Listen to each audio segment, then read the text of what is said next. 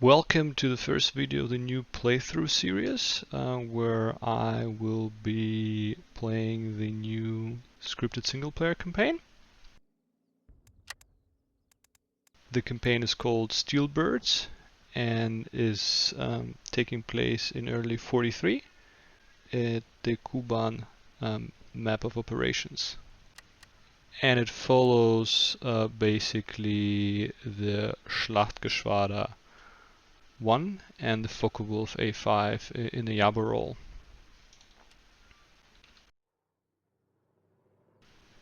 So maybe before we jump in the mission itself, a little bit of background how it came all about. So you basically see the Kuban sector of operations. This is basically the southern part of the Eastern Front. And in the wake of the defeat of the German forces in the Battle of Stalingrad in early 43, the main forces of the Army Group A faced immediate threat and needed basically to escape the Caucasus, as obviously the northern part of the armies have been destroyed at Stalingrad.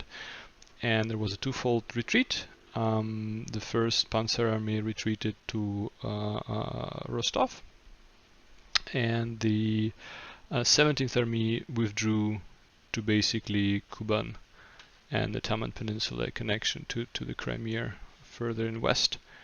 The Soviets pushed forward, liberated Krasnodar, and gained basically 50 to 60 kilometers in the ground over the course of February and March. But the German forces were able to create quite effective defensive line called the Blue Line. You can see it here on the map. What the Soviet forces have achieved in early February, they landed at Myshako, basically created a bridgehead with an aim to push the Germans off the Kuban Peninsula and obviously create a jumping bridge to start potentially liberating Crimea at some point of time.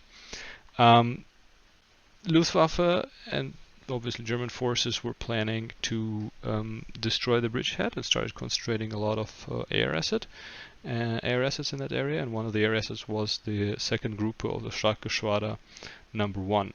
The unit itself was formed in 42 already, and they were flying a combination of Henschel 123, basically a biplanes, and Henschel 129 in the ground attack configuration. They participated in the battles in Crimea and Kharkiv area and supported Army Group B offensive in the direction of Stalingrad. In the mid of January 43, the group was withdrawn from the front for refitting, and 2 Staffel of that group, 5th and 6th, actually received the Focke-Wulf 190 in a ground attack configuration. The 7th Staffel still was using the biplanes, Henschel 123, and both Staffel were actually sent directly from refitting in Poland with a new plane to the front line to Kuban, stationed at Anapa, the main Luftwaffe base in that area, and to participate both in offensive actions, primarily against the bridgehead near Novorossiysk, but then later on in defensive operations, as the Soviets continuously were pushing around Krymskaya area to try to break the blue line, the defensive line, and to basically expel the Germans from the Kuban Peninsula. So yeah, that's the first mission, titled Kuban Bridgehead. I would say quite typical of the work the Focke-Wulfs were doing at the time. Takeoff at Anapa, fly toward the front line, Krymskaya sector, so probably most of the heaviest fighting. The ground troops identified artillery positions here beyond the river, find their artillery, bomb it, strafe it, destroy it, basically relieving the pressure on the front line from shelling, and then return back to base. It's early April, 14th of April. It's quite overcast and rainy weather. I will be flying as a leader of the 2nd flight of 4 Focke-Wulfs, and before me another flight of 4 Focke-Wulfs will be taking off, armed with a 250 kg bomb, full fuel contingent. Yeah, well, with further ado, let's jump into the mission and see how it plays out. So welcome to Anapa in April 43.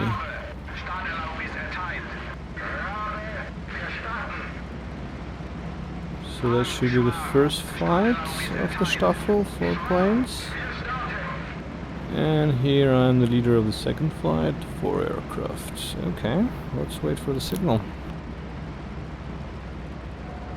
Put the flaps down already. Here's our rocket. Okay, Schwarm Rakete.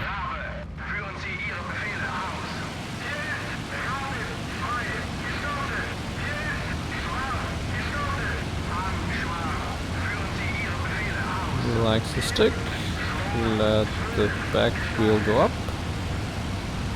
and pull on the stick to go airborne. Gear up, flaps up, and turn off the illumination.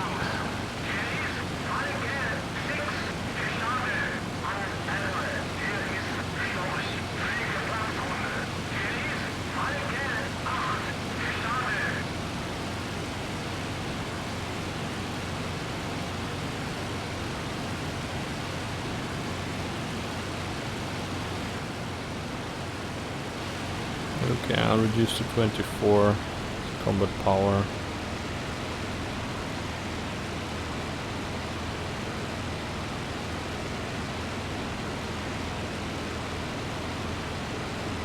Going 090 to the front lines.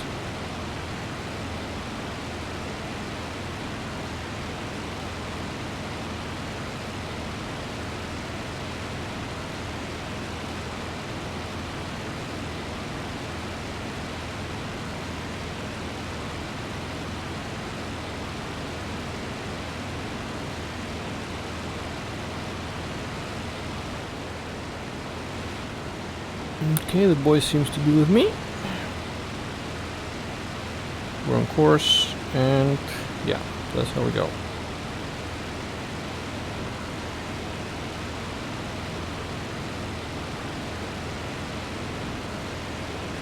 So, Kuban Bridgehead, dubbed one of the largest air battles in the world, or surely in a World War II Eastern Front context. You could read quotes that the whole sky was black with the planes and the fighting was quite intense. The initial situation was basically that after the defeat at Stalingrad, the Wehrmacht retreated from their southern push, and the most southern tip retreated as far as the Kuban Bridgehead. A defense line has been constructed, that blue line, and effectively for the whole spring and then for the later part of 43 the Soviets were trying to breach this line. If you ever watched that movie Iron Cross, I think it's called, it's actually happening here at the Taman Peninsula in Kuban. So the ground war was very positional like, because, you know, for a long period of time there was heavy fighting but the front line doesn't really move, and both sides have been heavily utilizing air assets, and the Soviets were really piling up a lot of air power to support the ground troops. And, you know, the Luftwaffe was forced to basically compete with them and moving a lot of assets.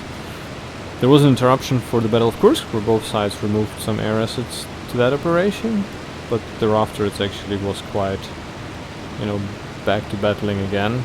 And as long, you know, as the Germans were still holding part of Kuban, the air battles were quite intense. And April is basically in the middle of that, where, you know, the Soviets launch, I think, their first major offensive against the blue line in the area of Krymskaya. And that's where we're actually flying, so this offensive has started, and our task is to attack the enemy artillery. So we caught up with the first flight, so that is probably, yeah, that should be the 5th Staffel coming back, full strength, and we're the 2 flights of the 6th. That's nice. And reduce further to 20 so not to overtake them, they're at least in lead.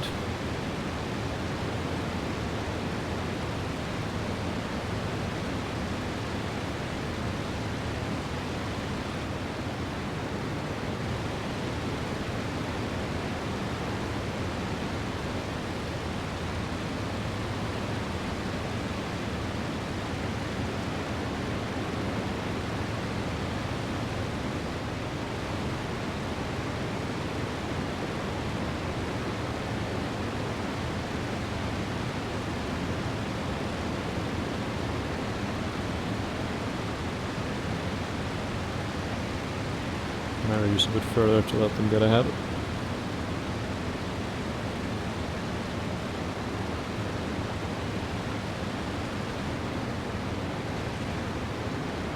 So the eye keeps formation quite well, much better than I do.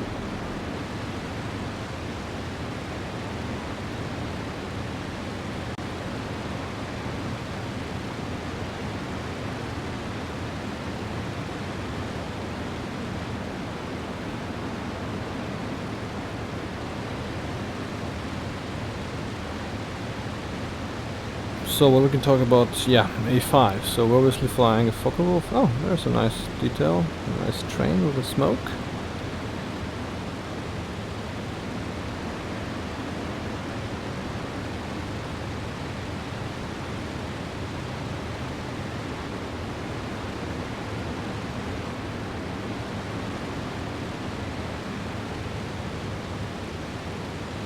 Okay, increase back to 20. 100 RPM.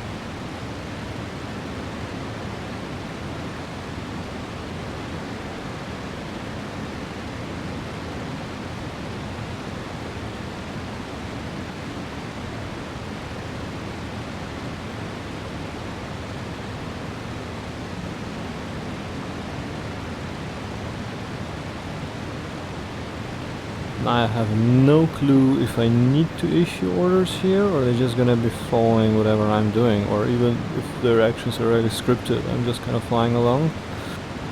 Okay, spread the waypoint. Now we're gonna be turning toward Krymskaya and our targets.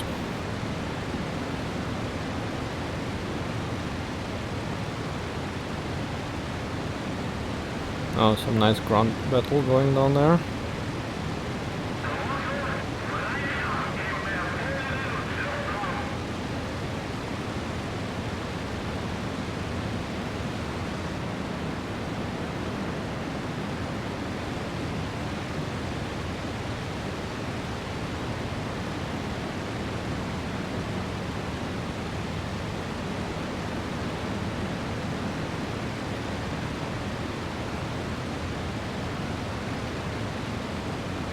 Yeah, to our left is Krymskaya, obviously heavily contested for the whole campaign. Eventually captured by the Soviets, but much later in the campaign.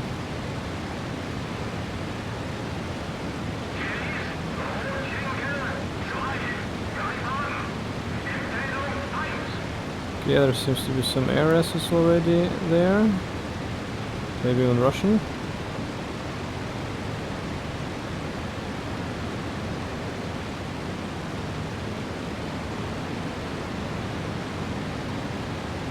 Some air-to-air combat. Interesting.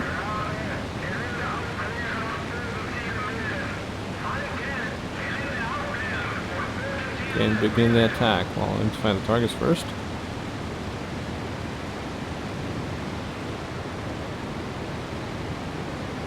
Looks like Il-2s. Ooh, that's interesting.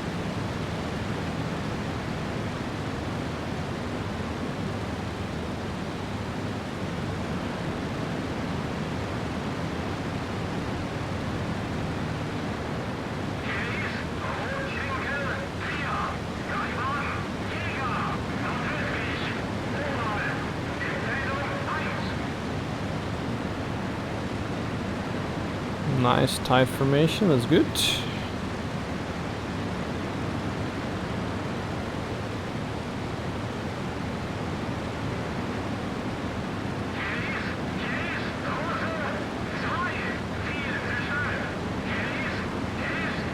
Well, I hope there's no crashes. Oh, Jesus, that's a mess. I made a mess.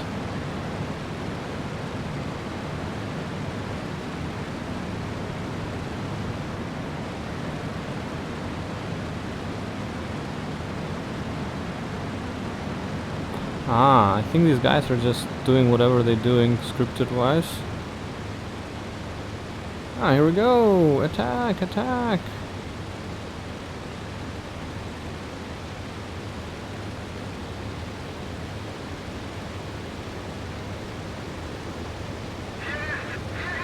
Bombs away. Full power. Trim your nose back in normal position. Oh, looks like fun. Okay, some A.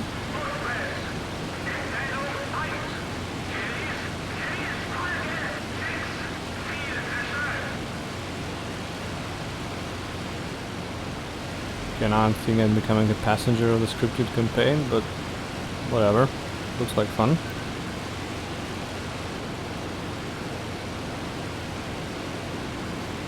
Some trucks behind the trees.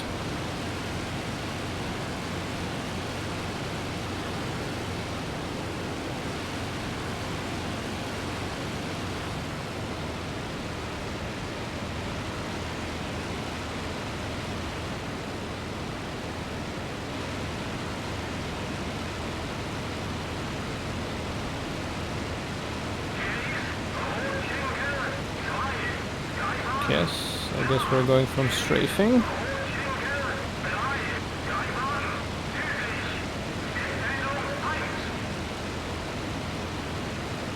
Usually what you would do, obviously, allocate different target areas to different swarms or in pairs. So actually you can build your organized attack plan. But I guess the scripted AI have their scripted AI stuff in the head.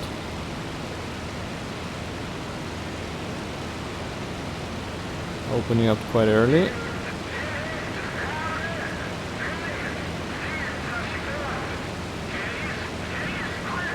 I go for that gun. There we go.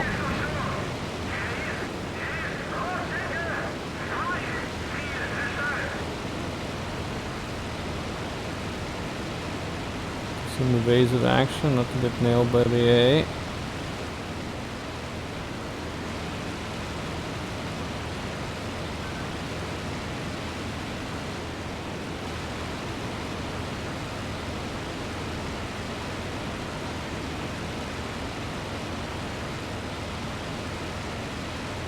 Okay, that looks like a air combat here. These are all focal wolves.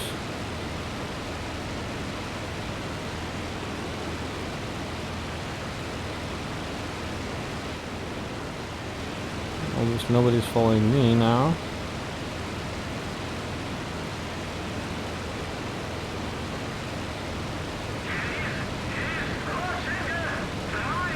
Seems we're going for another fun strafing attack there. Here we go. There's a lot of fireworks.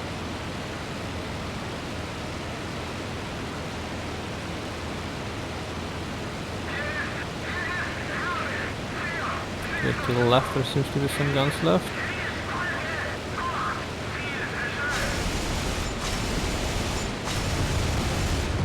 Boom, 2 in 1 go. Okay, there's still some AA.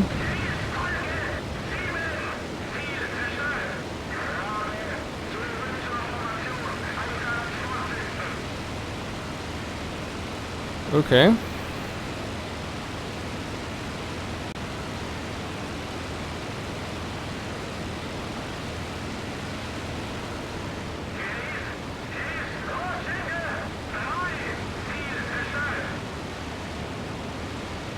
That could be my guys.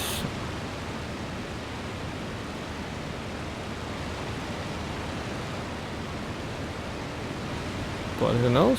Well, we did our mission, so let's go back.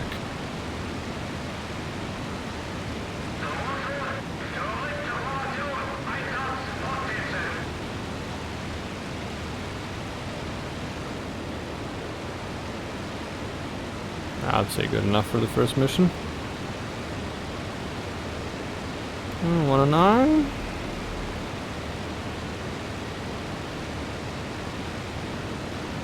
Okay, that looks like an enemy plane.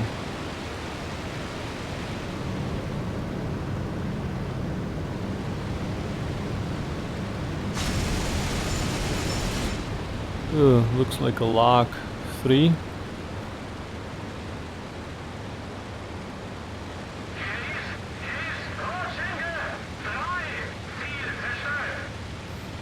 Abschuss.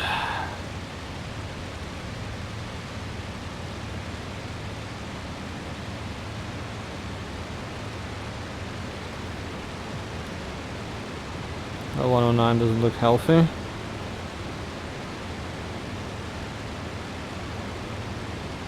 Well, I think that's enough for today. I'm going back.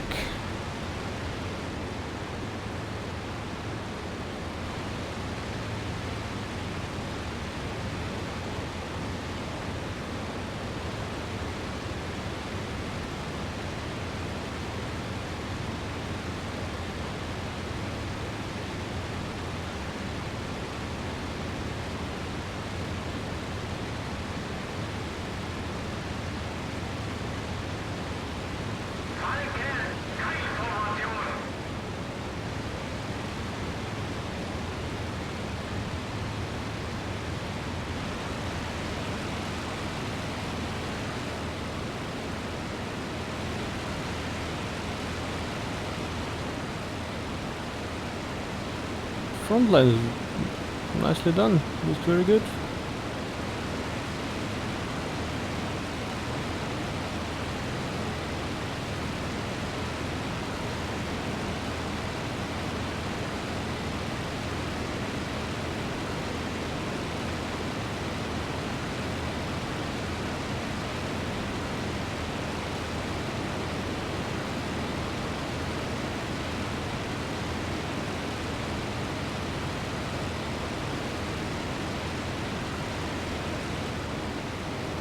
Okay, at least I found one guy, or one guy found me, that's good.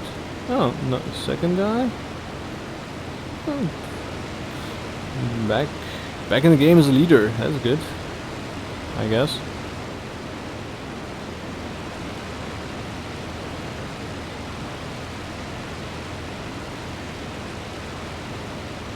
Now let's reduce to 22, no need to run the engine too hot.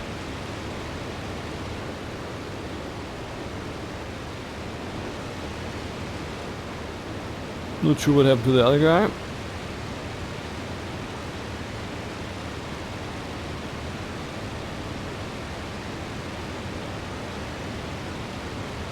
So, way back.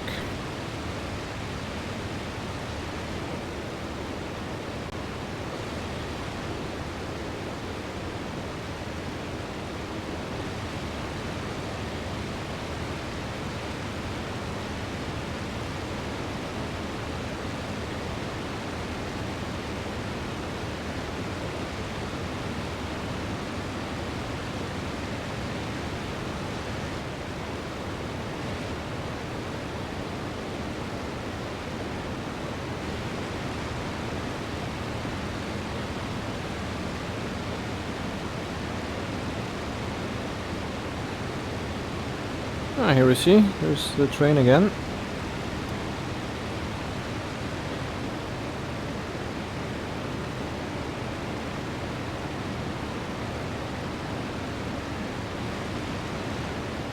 Oh, we're all together now. The gang is back. Great.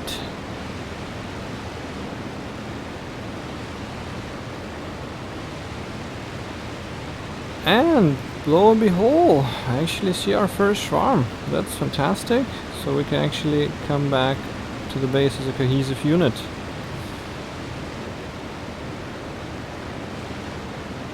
So yeah, what are we flying? We're flying a Focke-Wulf 190 A5. A5 was the second major produced variant of the plane. And the main lessons from H3 was, wow, that's a fantastic plane. It can do a lot of different shit, so let's make it heavier. Let's increase the nose so we can actually slap a lot of stuff in it.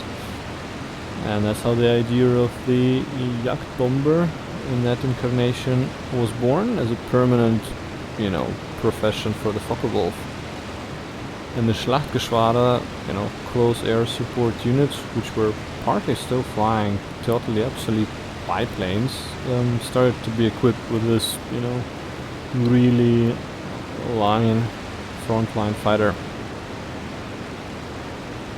The thingy below the belly is the obviously bomb rack, and the Focke-Wulf equipped with the bomb rack had a designation A5 U3, U standing for German word Umrüstsatz, so basically, you know, modification package. and that allowed to carry various bombs, 500 kg, 250 kg, or Waffenträger, basically a system to attach 450 kg bombs. You had this panel below where you can change the type, how you want to drop them, with delay, without delay, or dropping that in a horizontal flight or in a dive. It doesn't really work in the box, but the lamps work. So if you would have 450 kg, all the 4 lamps, the red lamps would be on. Obviously when you have only one bomb, the only lamp on the left glows red when it's in, and if you drop it, it goes obviously out. So what's in terms of performance? Number one, you're not equipping then the additional 20 millimeters, so you're only flying 2 20 millimeters and 2 machine guns. With the bomb you lose about 45 to 50 kilometers per hour in terms of your top speed.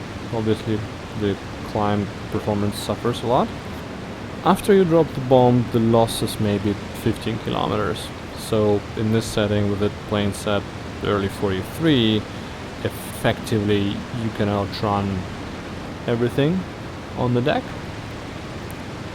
And you know, altitude, there's some altitudes where Focke-Wulf does not perform so well, and we can talk about that later. But in terms of performance, you're probably superior to anything the DVS can throw at you at this point in time. Now obviously it's not the plane shooting the other plane down, but the pilot, so it all depends on the pilot skill. But in terms of the hardware, you know, Focke-Wulf A5 for this period is obviously top notch, even if you have a bomb rack below you, reducing your top performance somehow. And now we're coming to the city of Anapa, actually well-known, you know, vacation destination on the coast of the Black Sea, and historically one of the main air bases for Luftwaffe during that operation.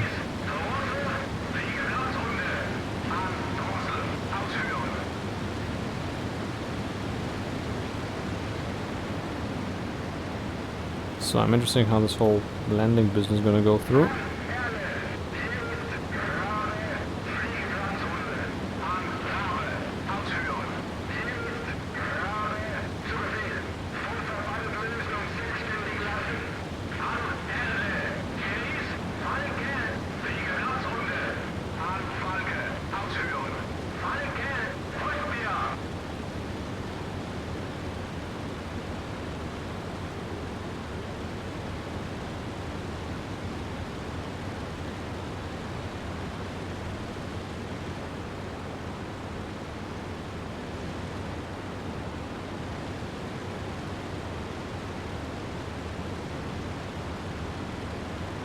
So obviously the first one needs to land first, so yeah, let's see what they do and just copy them, I guess.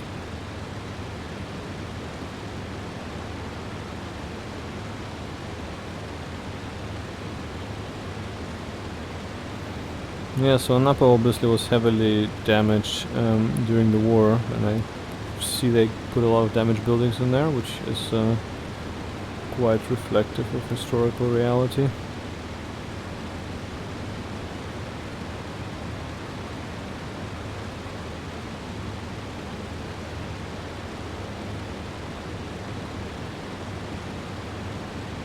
Well, typical, some 109s squeezing themselves to land first.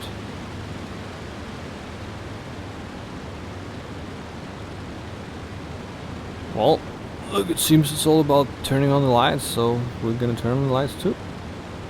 And gonna go in whatever they're going.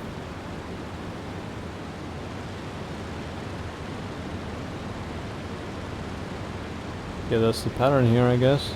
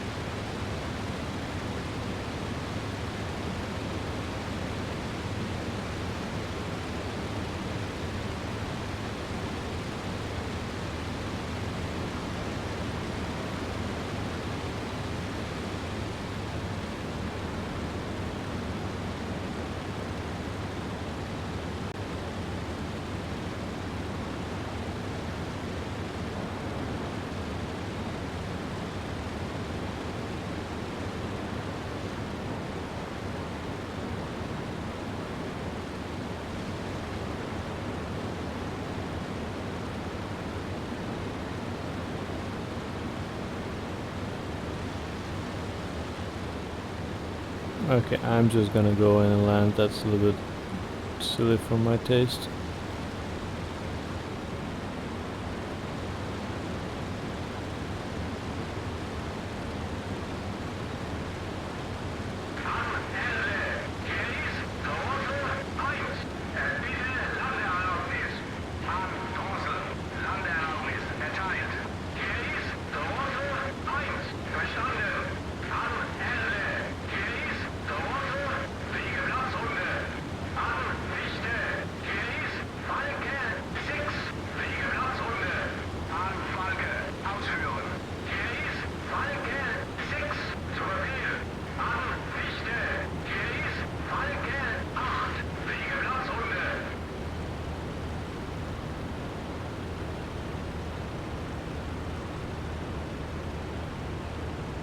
Yeah, they probably would court-martial me for that stuff, but hey, I just want to get to the ground.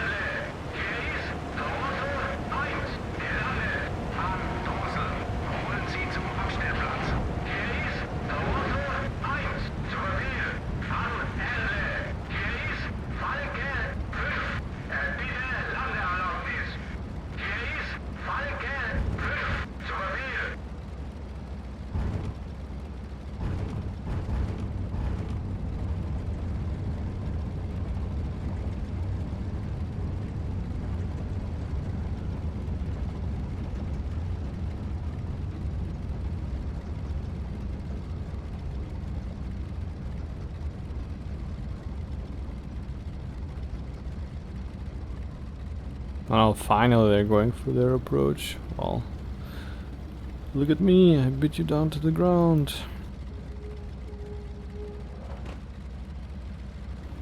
Yeah, that's a nice touch. You open the cockpit and your goggles get all wet. Very nice in VR. Okay, well, that's first mission done and dusted.